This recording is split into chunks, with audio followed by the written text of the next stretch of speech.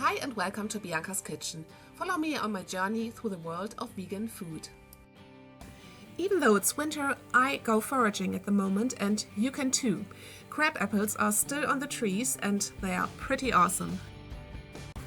I just discovered the fruit because I never really knew what the trees are.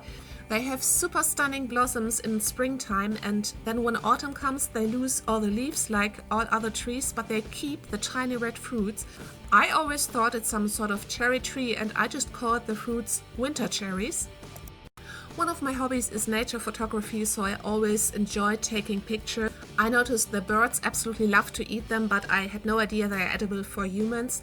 I found them very decorative. I took some home for the holidays and I loved that they looked so pretty and I put them in my Christmas decoration.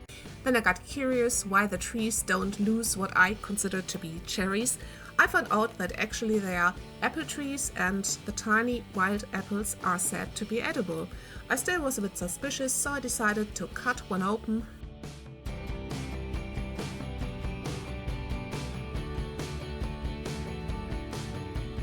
It totally looked and smelled like a regular apple. I could see they have seeds like apples, so everything obviously was true, what I had read. And I also noticed that after a couple of minutes they start getting very brown, just like apples when you cut them.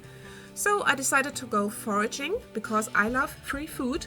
In my area there are a couple of trees on public ground, so I could pick a few pounds of apples and then I asked myself what to do with them.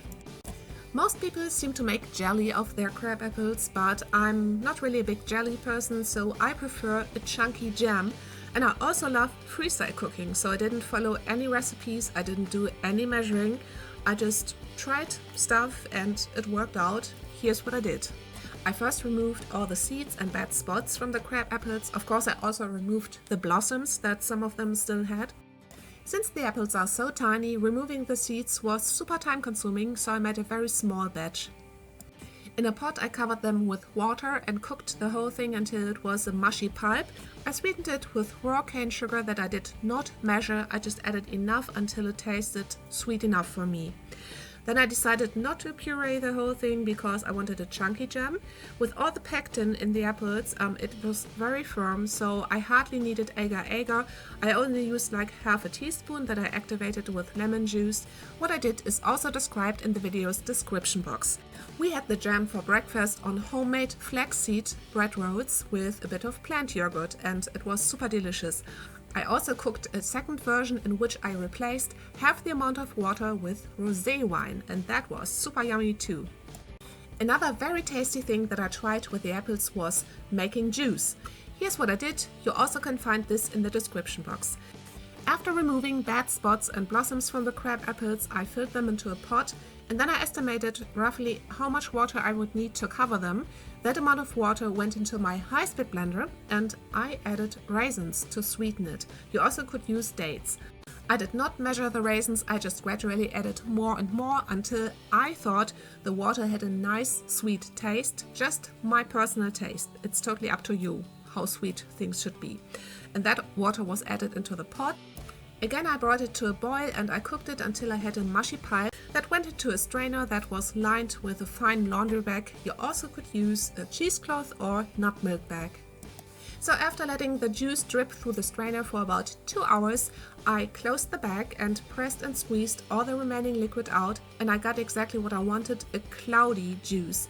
I love cloudy juice. If you, however, want a clear juice, you need one of those jelly straining bags. If you don't know what that is, I found one on Amazon that I linked in the video's description box. I have to say I absolutely love the wild taste of crab apples and yes, they are sour, but if you sweeten them like I did while you're preparing them, you will get a food that just has a unique taste that doesn't compare to anything that you could get from the store. I definitely will go foraging again and I also looked up some more things to do with crab apples. Making a jelly would be the most popular and well-known option, but you also can pickle them, make a syrup, fruit leather or apple butter. For all of these options, I looked up recipes that I linked in the video's description box. As I just started foraging this month, I haven't tried them yet, but the apple butter, fruit leather, syrup and pickled crab apples are definitely on my to-try list. If you don't like foraging and just want to make something fruity at home with fruit from the store, you can try my raspberry jam. The tutorial is here on this channel. If you liked this video, please give it a thumbs up and subscribe to my channel. A new recipe will be coming soon. Thanks for watching, and if you go foraging, please leave a comment and tell me about your experience.